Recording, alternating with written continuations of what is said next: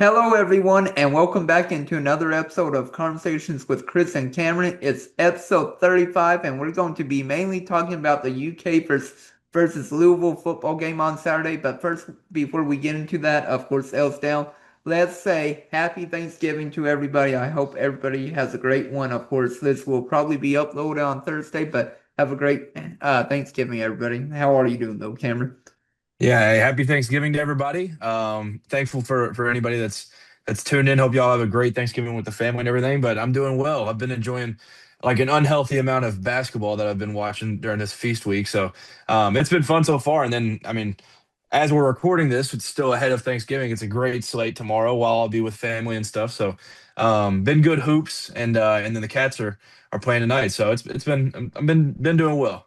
Yeah, it's definitely been a lot of fun. Sadly, I have to still work the next 2 days because, I work in news, so we never really get a day off from, working. I wish we could, but sadly, I'm, of course, working tomorrow and Friday, but I'm not going to probably work a full at least 8 hours both days. I'll probably just work, 6 hours or 5 or 6 hours one day and then 5 or 6 hours another day. So at least it's not like a full 8, 9 hour shift I have to work. That is clutch. Not having to do an entire full shift. Hopefully you get off at like maybe a little half day or a little over half day. Yeah, that would be nice for sure. But in tonight's podcast, we're mainly going to be covering UK versus Louisville. The rivalry, of course, runs deep between the two. And you know what is the most surprising fact I saw recently? Of course, I also made a post about it. But Louisville has not defeated Kentucky since 2014 on their field. I could not believe that stat whenever I saw that. Wait, is that? Wait, that yeah, that's kind of crazy. I didn't even think about that. Yeah. That's been a long time. I did not think about that because yeah, we didn't play it COVID year, and then 2018 it was Belt, and then it was 2016 Lamar fumbles. That's crazy. I did not realize it had been that long. Yeah, 2014 was the last time Louisville won on their field and everything. And of course, everybody thought they were going to win in 2023. I was at that game whenever Louisville blew that lead. Like, I could not believe it. And I was, mocking Louisville fans. I was like, L's down. I'm like, Ray Davis taking over. And like, everybody had an insane game that day. Ray Davis, of course, and then, of course, Devin Leary as well. He was off and on the whole season along with the wide receivers as well. But I was at that game in 2023, one of the most insane atmospheres I've ever been at. I definitely would have been there if I was out of town during it, but like with me being so close to Louisville, I try to get to a lot of the games if we're playing there. And but that time I was away actually for Thanksgiving, and Mhm. but I remember watching that game and I was like, dude, against all odds. Like you said, everybody thought that Louisville was going to win that one, especially them. They thought there was no way they'd end up losing another one. We go in there and yeah, thanks to Ray, thanks to I mean everybody showed up that day. That Yeah, was a very fun one right there. yeah, for sure. And we also really ruined Louisville's dream season that year. They were 10-1 at that point, and then they finished the season 10-4 after that. So they had three straight losses to end the year. And like I said, UK really ended their dream season that year. Yeah, no doubt. I mean, it went from like the highest of highs that their fan base was talking about to where we did it and just kind of threw a crazy little turn in their plans that they had that they were gonna have this special year. But yeah, we shook those things up a little bit. Yeah, for sure. But now let's get a little bit into the game. So, of course, this game is really big for UK. Right now, they are 5-6, and this is the third time in the Mark Stoops' tenure that it'll come down to if UK wins this game, UK will go bowling. If they don't, they won't go bowling. And of course, they failed the previous two times. They went 0-2, and I remember in both games, UK got really big leads to start out, like 21-7 or something. Like our defense was killing it along with our offense, and then for some reason, our offense slowed down, and then Louisville would bring in their backup quarterback, and then they would just go crazy against Kentucky. But this is the third time UK has the chance to go bowling, and we're going to see if UK can do that because for most fans, they still want Mark Stoops gone after the butt whooping against Vanderbilt this past week. I could not believe that UK did not keep it close at all, but they had a butt whooping, and of course, people still want Mark Stoops gone. But I feel like Either way, I feel like he's going to be back next year, whether UK wins by a lot, wins barely, or loses by a lot, or loses close. Like I just feel like he's going to be back no matter what. But this is really a big key for UK if they can win this game and then win their bowl game. Like it'll be key for recruitment wins as well. Yeah, no doubt. This one is almost a like it's hard to say must win, but like with how their season has turned and all the vibes of their program and like where we are, and like you mentioned, we the two previous times that we've been in this situation where we could win, get into a bowl, or lose and you're out, they haven't gone as well. So this time, you've got a legit shot where I mean, things aren't stacked against you. Like, yeah, they do have a really good roster, but a lot of that really good roster is not participating in this Right. game. And so, yeah, I mean, it feels like almost a must win. Like you've got to, like you said, he's probably going to be back no matter what next year. So you might as well rack up as many wins as you can possibly get right now. Like you might Mhm. as well go 6-6, try to make it to a bowl and get a seventh win for the year. Because, yeah, I don't see a world where he gets canned. Like, there's no reason to pay 37 million on a dude that goes 5-7 with the schedule that we had. Like, that was kind of the thing. In the preseason was like 5-7 would probably be tough. It depends how it happened, and all the wins were here late in the season, so it's kind of Mhm. in a situation where I don't see him getting fired. So let's just go out and win. Yeah, for sure. And like I said, I had a prediction of 5-7. Of course, I got my prediction wrong on how we got there because, of course, UK got the two SEC wins against Auburn and Florida. I had them defeating Tennessee along with Vandy this year. I was like, man, we're going to run through the whole state of Tennessee because we're going to defeat Tennessee Tech, Tennessee, and Vandy, but that did not happen, sadly. Yeah, I want to say maybe uh Juice and Jeff's prediction might have been a little bit off too. My prediction was definitely off. I mean, I had 7-5 and I was riding high, but I mean they had us 11-1. That was obviously the most optimistic of views. But yeah, I think I mean the 5-7 was definitely like get to at least there, and it's not a absolute disappointment of a season. Mhm. Some people would still argue there's some disappointment to it, but at least it's not 4 wins, 3 wins like we were in those Yeah. situations last year. So yeah, we just gotta go out and win this one, get back to bowl eligible, and get that monkey off our back that we didn't make one last year. Get back to it. Yeah, and like I said, we were really close last year in a lot of games. Like we almost defeated Vandy. I mean, we were in a lot of games last year, but then like we just fell short. And of course, some games were blowouts. Like last year against South Carolina, this year against South Carolina. One thing I want to point out though against the Vandy game, I found it so funny. So I actually followed Garrett on Twitter. He was actually at the Vandy game this past Saturday, and it actually made me laugh whenever Zach Calzada threw that interception, and everybody was like, "Well, like at least he got his money up, at least." Hey, I do need to stop you real quick just because, like, we're filming this towards the end of the UK game.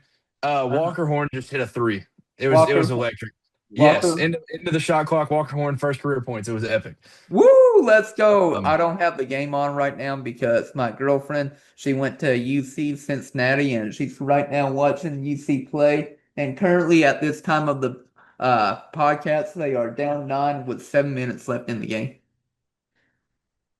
dude, man, they got to come back and get that one. But yeah, hey Walker, man, he's all smiles right now. I haven't Yeah, like because like when we started recording, I mean it was way over that early on. It was ugly, but Walker Horn just smacked a three. So yeah, big and shout out to him for it first it points. was also at the end of the shot clock too. Yeah, yeah, it was with 1 second left. He just hit it, shot a quick one. Yeah, That he's was like, yeah, like that. That's insane. Congrats to Walker Horn. Definitely a dude. Yeah, great shout out Walker, man. Yeah, But to your point, I was still listening. I was just like had that yeah, inside of my eye, so I had to point that out. But yeah, when Zach Calzada checked in and he throws that pick right away, I was like, oh no, like Twitter's about to have a heyday with this right now, and yeah. all of the Calzada haters and even just the people that are kind of annoyed with him, they were having a heyday. So luckily, Cutter came back and we didn't have to see him out there too long. But then they decided to run a QB draw first play back for Cutter after he goes out with a neck injury, and it's like, dude, what are we calling right now, Bush? But I yeah, know. seeing Calzada check in again was kind of wild. Yeah, it definitely was pretty wild. And then, of course, him throwing that interception. But I really think it's going to come down to quarterback play against Louisville. Of course, last year, Cutter Boley got his first ever career start against Louisville, and he played awful. He actually left the game early with a concussion, and then you brought in, of course, the backup, but the game was never really close. And of course, Cutter Boley played awful. And then, of course, for Louisville, it's just going to be interesting to see who they're going to play because, Miller Moss, he's been injured. And I mean, Louisville could easily play three quarterbacks against UK, just depending if Miller Moss is healthy. If he's not, Jeff Brom has talked about playing two QBs against UK with Deuce Adams and Brady Allen as well. Hey, Zach Tow just scored too. Just Zach, wanted to highlight that too. Yeah, so woo, both the guys got in and scored. let's Um, go. but yeah, I know just from what I had seen of it, and then talking to, I mean, because I live around Louisville, so I know a lot of Louisville fans. Um, they weren't like they weren't disappointed in how Deuce Adams played in like his first game against SMU. So like they were, I wouldn't say optimistic, but they were definitely they're almost so down on Miller Moss that it's just like Yeah. I mean, it's just it's getting ugly. So, um, yeah, I'm interested to see like what it looks like. Where, and I've always like the classic saying is if you have two quarterbacks, you have no quarterbacks. So if Miller Moss doesn't play, and they're trying to go a two quarterback thing with Allen and Adams, then, we'll see what that kind of looks like. But I'm hoping our defense, even with all the guys banged up and all the injuries that we've been going through, hopefully they're able to disrupt these guys and have these quarterbacks seeing ghosts in no time. Yeah, for sure. And of course, UK is also dealing with injuries on their end. Of course, they're not going to have one of their starting safeties with Jordan Love. I feel awful for him. He's been at UK for 5 years. He's from Kentucky. He's not going to play. So we're going to have another safety out for UK. I think UK is down nine safeties going into this Louisville game, which is insane to think about. And then, of course, UK is also without their starting tight end, Josh Caddis. He's dealing with an injury as well. And I just feel bad for both of them because they've been at UK the longest. Like they've been there all 4 or 5 years, and they can't. Of course, they have a chance to play in the bowl game if healthy, but it's sad to see that they won't be able to play in their last regular season game as a UK Wildcat. Yeah, dude, you hate to see that, and especially they do like love it. That's been here for a very, very long time. And same with Caddis as well. Like you just hate to see that for those guys. But yeah, the DB room is like, it seems like it's like cursed or something. Like it's crazy how many guys were down in that DB room. So, I mean, you hate it obviously from the aspect of like you always want to beat Louisville, but then Mhm. also, I mean, just seeing those guys be able to like round out their season and for some of them in their career, healthy and in the right way, it just kind of stinks to see. Yeah, for sure. But like I said, and then for Louisville, we'll talk a little bit more about them with their injuries and get a little bit more into the stats. But right now, Louisville, they are currently on a three-game losing streak, and every game's been close for them other than the SMU game. And I could not believe that they got blown out against SMU. Like, it was insane to see that score. But the other three games, they kept it close against Cal, Clemson, or the other two games, they kept it close with Cal and Clemson. And right now, for Louisville, they're on a verge of a four-game losing streak, and they're trying to avoid that for the first time since 2020. Yeah, they that SMU game was unbelievable. It was like I remember Kevin Jennings for SMU, he ran it in like early, and it was like a quick touchdown, but it was like, all right, well, maybe Louisville's gonna go back down, and I want to say they maybe had a drive. I don't remember if that was when they ended up getting points on the board or whatever, but I mean, it looked like it was just like, all right, well, maybe it's just gonna be a little bit of a shootout. No, 38-6, crazy, crazy blowout in that one, and yeah, it's just wild. I mean, losing four games, like you said, it's not be the first time since 2020. Like it's not familiar territory, even though they're not one of the dominant powers or anything, but they're a team that within their conference has always had pretty good success, and they've lost three straight in the conference, and then now if they drop this one, it'd be four straight. It'd be crazy. Yeah, and if they do that, then like I feel like a lot of fans will then turn on Jeff Brom. Like, Jeff Brom, he's been very successful at Louisville over the 3 years he's been there, but it's just crazy to see the downfall they've had this year. Just every game they've been close with their losses, other than of course, like I said, the SMU game. And many people are wondering like what is going on with the Jeff Brom program? Like are players quitting on him because he's leaving to go to a different university after this year potentially? Like, like there's a lot of rumors going around like why is Louisville failing right now? Yeah, it is funny. Just like to go back to like right when the Florida job opened, it was like, man, Jeff Brown would be a good hire. Like that was kind of where I feel like a lot of the national college football media pointed to is like a obviously they want to go and get like the big dogs like Lane Kiffin or something, but then they're like Jeff Brown maybe like he's got Florida ties, all this stuff, and then it's been three straight, and it's been an absolute like just fire there. And then I mean. Not even trying to get into this rabbit hole, but like the recruits that have been decommitting too. Like you mentioned the guys maybe within the locker room there's some guys giving up because he's leaving. Like, I mean, the recruits decommitting make it seem like there could be a world where he's taking a different job, and that's why they're decommitting from the school too. So Mhm. it's wild just the times that we're seeing with Louisville where like halfway through the year we were like, oh dude, we stand no chance. These guys are rolling. They're looking at the playoff and they've got bigger hopes. So they're not going to slip up against us. But now it's completely flipped to a completely different scenario. Yeah, like the whole script has slipped because there's been a lot of progress for Kentucky football minus that Vandy game, and of course UK looked awful against Vanderbilt, and we don't really have to talk about that game too much, but I mean, like I said, UK was looking awful, but let's talk a little bit more about the injuries, of course, for Louisville. They have quite a few players injured right now for them right now. They're expected to be without Chris Bell, one of their starting wide receivers. He's so far this year has had 917 receiving yards, 6 touchdowns, along with Isaac Brown, their running back. He's expected out as well, 782 rushing yards, and then their other running back as well, Keywan Brown, 592 rushing yards this year, and he's also expected out. So they're down their two key running backs plus their one key wide receiver as well. Yeah, the honestly, I mean, the Chris Bell and Isaac Brown, like that's definitely their two big time offensive weapons too. So it's crazy to see that. But I mean, Chris Bell, he took over in a couple of games that they had played, and I mean, it was an outside shot. But like early in the year, I remember he had a couple games. I think it was mainly the Miami game. People were like, dude, this guy might be like a sneaky pick for like the Bolitnikoff if he continues on this race. He obviously slowed down. It was crazy territory that he was in at that time. But I mean, 917 yards is not something to look past. So now yeah, I mean you mentioned Isaac Brown and then Keywan Brown, like those guys are very, very good. And then do you know the current status? Because I haven't seen it. I know there's been talk of him maybe not playing with Duke Watson. I have not seen anything on him yet.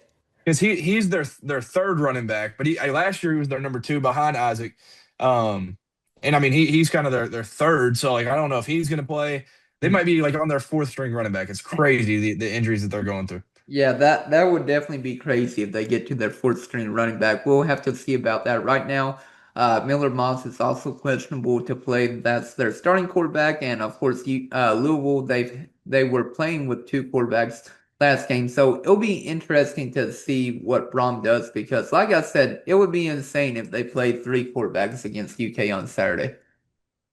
Okay, I just found Duke Watson started last Saturday, and then their fourth string Sean Boykins played and had 8 carries. But yeah, if they end up playing like three quarterbacks, that would be some all time stuff right there. Like that would be unbelievable. Yeah, and to talk a little bit more about Louisville, just their offensive rankings, it's not great right now. Points per drive, they're averaging 2.09 points per drive, ranked 81st in the country. Their success rate is 42.6%, number 57th in the country, and right now they're also averaging 5.97 yards per play, number 45 in the country, and right now their offense has been awful for them. Yeah, that's not great. So I'm hoping that, like I said, even with the injuries that we've had defensively, that we can really slow this down. And I mean the over under is it's in the high 40s. Like I'm hoping we can get it well below that. And I know it'd be kind of a sleepy game for a lot of people, but I mean there's a world where I could see us winning this game like 20-6 or just like keeping it really, really low scoring and stuff. Uh-huh.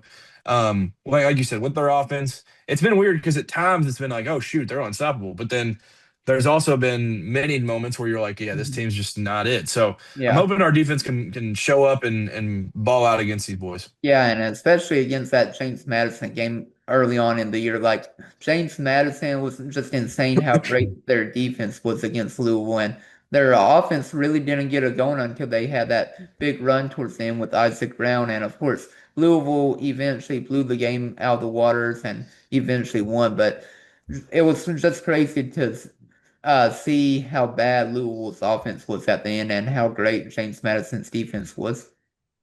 Yeah, no doubt. That was the obviously now in hindsight we know that James Madison is like legit, and they're I mean they're not probably not going to make it because of the AAC champ. It feels like it's just a lock to get in, but James Madison's obviously good, but it's still a G5 team. Like they should be able to handle them a little bit more than what was the final like 28-14 or something. Yeah, Um, something like that. And James Madison's 10-1 this year, and their only loss, of course, has been against Louisville. But yeah, yeah, which I think I mean this is a completely other thing. Like, I don't know how James Madison's not I don't see how they keep letting teams jump James Madison because, like, I remember when the initial playoff thing came out, it was Memphis above them, and then yeah, I think it was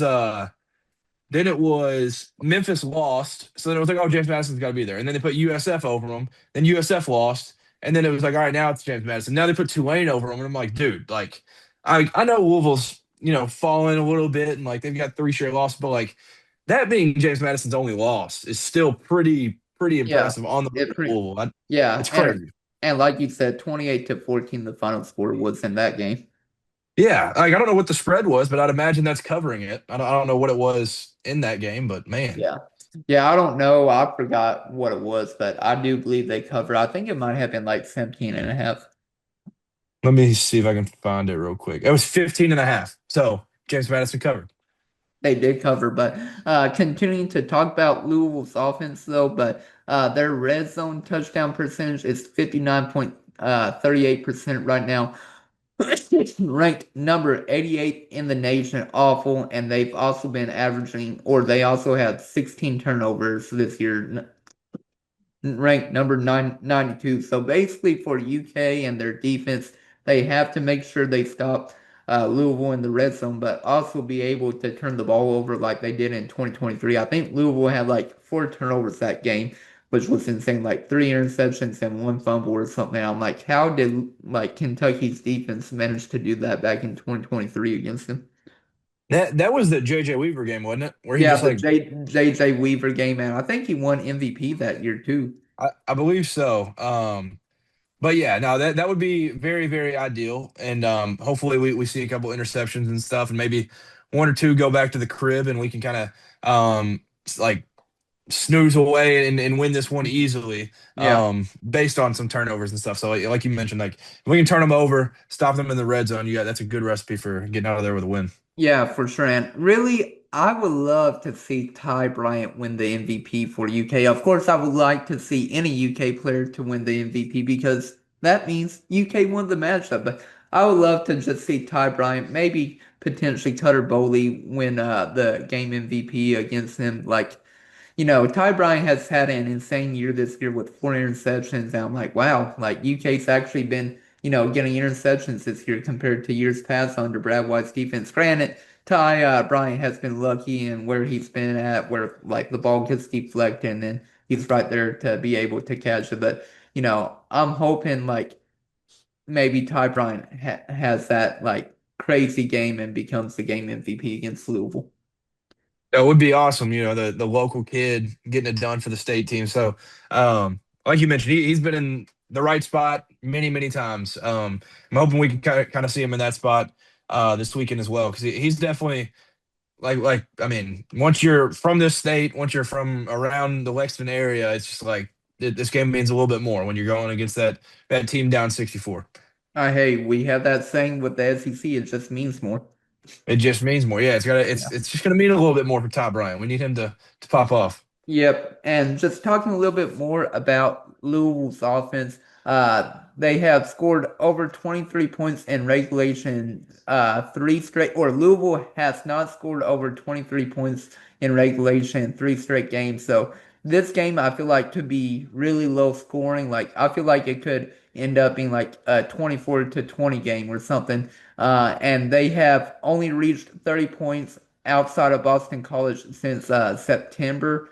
And they've also only hit 300, or Louisville hasn't reached 30 points outside Boston College since September. And then also, they have not hit 300 passing yards since week 5. So their offense has been really awful.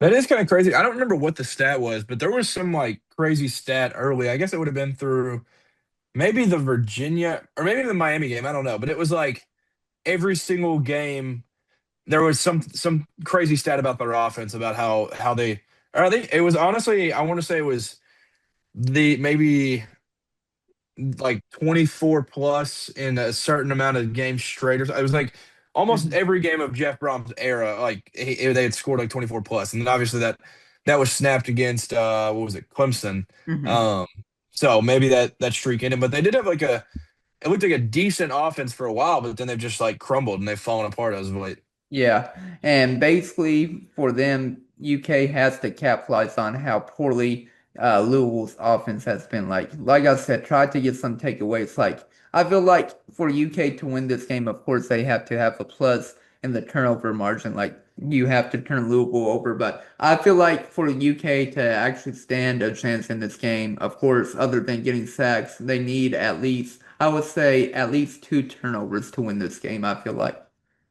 Yeah, I would agree with that. And I feel like we'd be in a good spot. And obviously, we're gonna have to take care of it ourselves too. Like, you got to win the turnover battle, especially going into a road environment. Like, even though a lot of their fans are gonna be like, "Oh, this game doesn't really matter. Everybody's hurt and all that." Like, they're still gonna have a good crowd. They're still gonna show up just because it's Kentucky showing up. So, going into that environment, you got to make sure you win the turnover battle. And like you said, at least two, and you're probably feeling pretty good about it. Yeah, for sure. And we can talk a little bit about Louisville's defensive players because they have a lot of great defensive players. And basically, UK's offensive line, they will have to step up against them. We've got to talk about two defensive end players for them with Clef Lubin. He's an elite pass rusher, has 6.5 sacks this year, along with 8.5 tackle for losses and 53 pressures. And you have to make sure you stop him, but along with that, you've also got to stop defensive end Wesley Bailey, 5 sacks and 40 pressures this year. And UK's offensive line has to step up. And Mark Stoops paid a lot of money to get a new improved offensive line. And so far this year, they have looked improved compared to last year because UK's offensive line really since like 2022 has been awful. And this year, they have definitely looked a lot better. Yeah, no doubt. The Kleb Lubin point that just he's been a monster for them. Like he's been a game wrecker. And I mean both of them have been. That's why those are kind of the two key players to point out on their defense. But Kleb Lubin specifically, like he's been I mean, the main guy on offensive scouts for a lot of teams. So, like you mentioned, we paid a whole lot for this offensive line. You bring coaches back, all this different stuff for things like this, where you're going up against a team that over the years they've had great edge rushers and great defensive linemen and stuff. And Cleve Lubin's the next one. So, being able to slow him down is definitely key and kind of take him out of the game so we can kind of focus on our own stuff. That's going to be very, very important. Yeah, for sure. And like I said, I'm just really interested to see how UK can step up. Of course, it's really been UK's defense this year that has been keeping them in games and everything. Of course, they struggled some games. Of course, they struggled last week against Vanderbilt and against South Carolina for the most part. But UK's defense has really been stepping up all year. The offensive side, like we all thought, we finally found our momentum going to that Vandy game where UK's offense looked great the 3 weeks against Auburn. Well, Auburn wasn't great. They only had one touchdown, but against Florida and Tennessee Tech at least. Yeah, no doubt. The defense has been the reason that the thing has turned back around for sure. Like we've been able to slow teams down big time.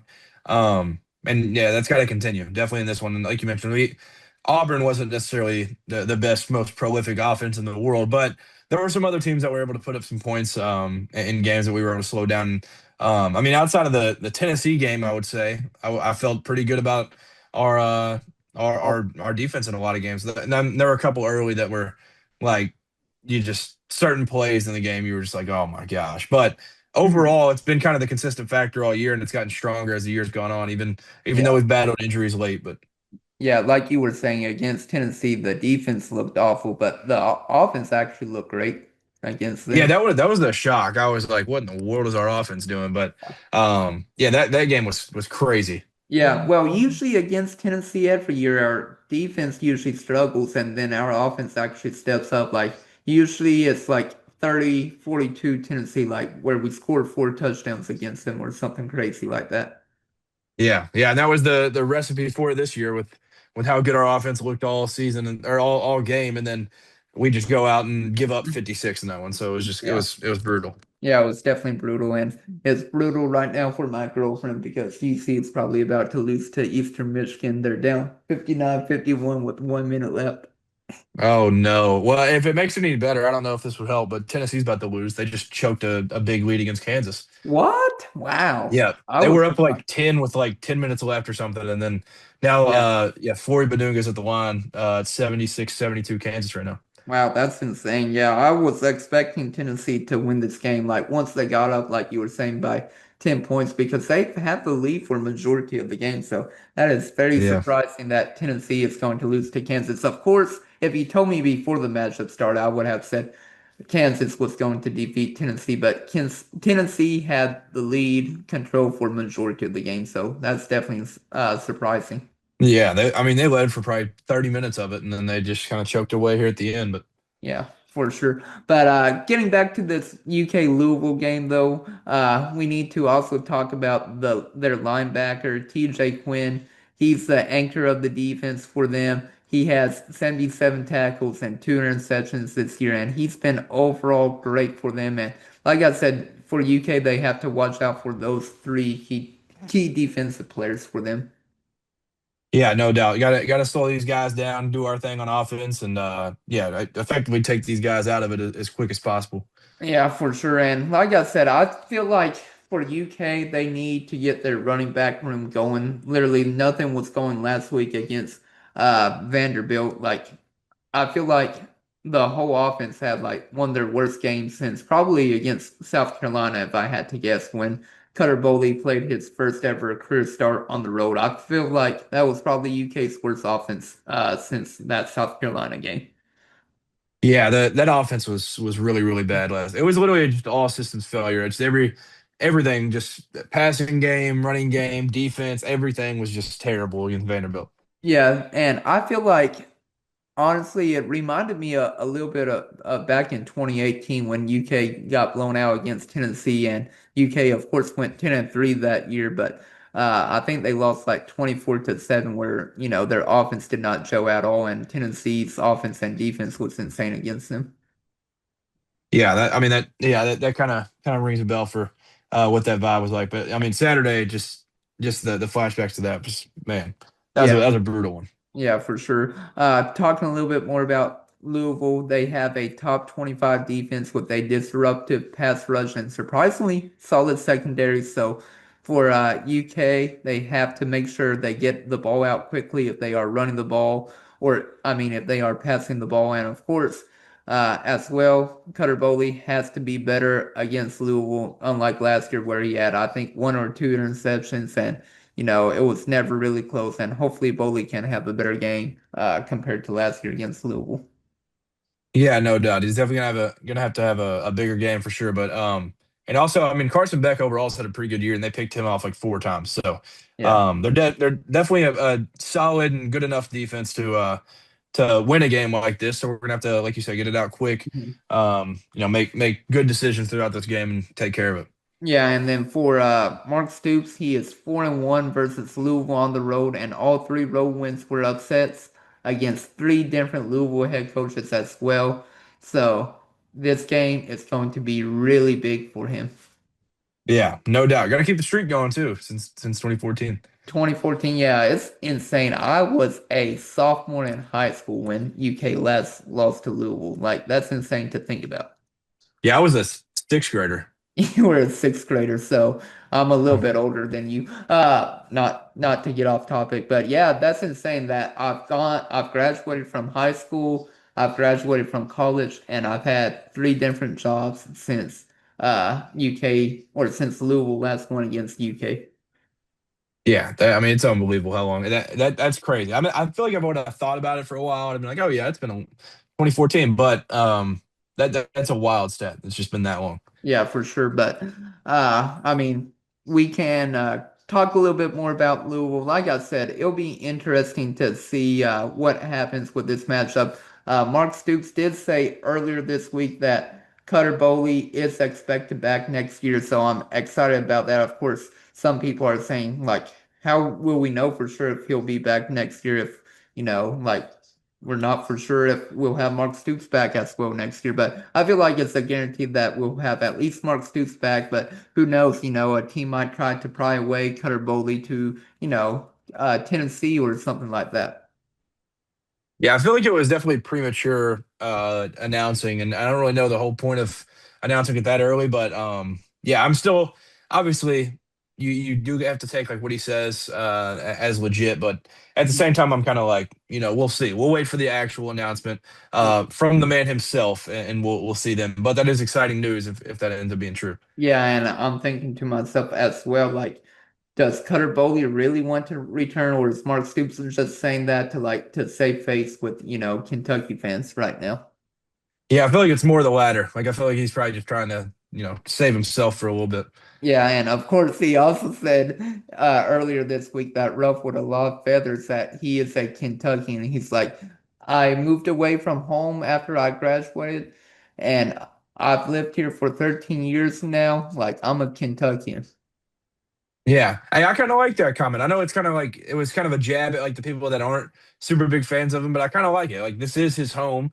This is the only head coaching job he's ever had, and so he'll end up being like our guy. So like whenever he ends up hanging it up and whatever, and he comes back 10 years down the road, like that's our guy. He'll get a lot of love. Yeah, for sure. And I think the direct quote was like, whether you like it or not, I'm a Kentuckian or something to that extent. I'm trying to find the Yeah, exact. I think that Yeah. was it. Yeah, whether It you like said, it or whether you like it or not, I'm a Kentuckian. I've been here as long as anywhere I've been. I left home at 17, haven't been back. This is home. yeah, it is home. I love that. Yeah, it is definitely home for him. But we can wrap up this podcast. We can get, of course, into scoring predictions and the MVP for this game. But unless you have anything else, we can get right into that. No, I don't think so. I mean, I'm glad the basketball cats got back on track, but obviously the real ones start again next week. Yeah, like they of course did not look great to start out the game, but once he brought in Trent Noah, surprisingly he was playing well. But yeah, once he brought in like I think it was Malachi Marino, Cam Williams, Trent Noah, Colin Chandler, and I think maybe Jasper Johnson. Once he brought those five in, the offense was starting to gel in the defense as well. Yeah, no doubt. And honestly, early on, I was extremely worried because of the defense, or like they were running a zone against us, and it felt like we had no idea what we were doing. Yeah. But then they kind of got out of that, and I was like, we're just. I remember there was a Colin drive. I think it was tied at 25. Mhm. There was a Colin drive where I was like, they literally cannot guard us off the dribble, and we just kind of ran away with it from there. But yeah, big win, won by 50. So Yeah, take won it. by 50, 104 to 54, the final score. And like I said, not the starting five, but the lineup that started the offense going was Jasper Johnson, Colin Chandler, Trent Noah, Cam Williams, and Malachi Marino. So I was right with that. But it's just insane how much better the offense looks real quick, whenever Brandon Garrison is in and Malachi Marino is actually playing instead. Yeah, it's like a massive, massive difference. It's crazy. Yeah, night and day difference for sure. And hopefully, once Jaden Quaytons returns, like Quaytons will be getting like 25, 30 minutes a game. And then of course Malachi gets about 20, and then maybe Garrison gets like 12 or something. I don't know. Yeah, it's gonna have to get to that point because I mean BG tonight, I think he was like 0 for 3 on layups. Like it was crazy. It was Yeah. unbelievable. I saw him grab his own rebound off of an air ball layup. I couldn't believe it. Yeah, which that's also a walk. I don't know how the refs didn't see that, but that was Yeah. crazy. Yeah, it was definitely a walk. But hey, on the bright side, he did give away 30 turkeys along with his like his mother and him gave away 30 turkeys over the weekend, so that was great to see. That is awesome to see. I'll Yeah. still always like BG. Like I'll never be on that full hate train of him, but it was like, dude, Yeah. what we doing, man? Yeah, I agree. But let's get into the score predictions for this Kentucky versus Louisville game. My girlfriend right now is very upset that UC lost to Eastern Michigan. She can't believe it. I That feel bad. yeah, that's tough. Yeah, but let's get into score predictions and game MVPs. Right now, Kentucky, they are now down to a 2.5 point underdogs. They were 3.5 to begin the point spread. So right now, more fans are pulling for Kentucky to pull off the upset. And the over-under for the game is 45.5. So like I said, I was saying earlier in the podcast, like it could be like a 24-20 game. So I was pretty close with my over-under on that. But let's get into it. I feel like UK will somehow pull off the upset against Louisville because they've just been trending downward, and UK they've been trending upward until that Vandy game. But I feel like UK can pull off this upset. UK gets to 6 wins. They go bowling. They upset Louisville, and I'll go with the score prediction of a 20. I'll go with 23-20 UK, and we'll go back in time to the 2016 season where we will kick a game-winning field goal to upset Louisville on their field. Jacob Cowley, baby. That'd be Yeah, awesome. Jacob Callaway, the starting kicker, the redshirt freshman from Wyoming, I believe. I'll go. I got the Cats winning as well, getting to a bowl game, going 6-6. Um, I have us winning by a touchdown, defensive stop late, and it's going to be the guy that goes with my MVP whenever I say that. But 27-20, Cats win. Get out of there with a Yeah, touchdown W. I'll go with my game MVP as Jacob Callaway because he kicks the game-winning field goal against Louisville. But like I said, I feel like it's going to be a really close game, and I feel like it's going to be low scoring. I could be wrong, and Louisville just demolishes Kentucky like they did last year at Kroger Field. Hopefully, that's not the case. But man, I really want UK to win this game. I really want to pull off the upset like we are back in 2016 all over again. Yeah, no doubt. We got to win this game. We cannot lose this one. My MVP will be the one that ends the game with Louisville trying to make a drive that will tie it up, or if they go for two, they can try to win it right there. But the name of Ty Bryant picks it Uh, off at the end for his second interception of the game. And he ends up winning the game for us right there. He mhm. picks it off, runs a little bit, falls down, and then we knee it out, and Cutter Yeah. Boley knees it out, throws the ball up in the air. I'm predicting it all right now. Let's do it, bro, for sure. And like I said, I mentioned earlier in the podcast about Ty Bryant potentially being the game MVP. We'll see, what happens. But like I said, I just want UK to hopefully win in a blowout against Louisville and go bowling. Yeah, I mean that would be awesome. We got to Yeah. win this one. I know there's just a lot out both sides, but I mean you're kind of on an equal playing field. I mean the spread Yeah. shows that it opened at I think 4.5. Now it's down to 2.5. Like it's almost a pick 'em. Like Yeah. they're at home. They're gonna get a couple points. So yeah, you just got to go out there and win it. Yeah, just gotta do that for sure. And like I said, hopefully we're both right. UK wins, and like I said, maybe UK wins in a blowout. But we appreciate you all watching on YouTube, along with listening on Apple Podcasts and Spotify. And we hope you all have a great Thanksgiving as well. Yeah, happy Thanksgiving, you all. Thank you for tuning in. Yeah, thank you all so much. But this is Chris Beesmore and And Cameron Waddle, signing out. Have a great night, everybody. go Cats. Go Cats.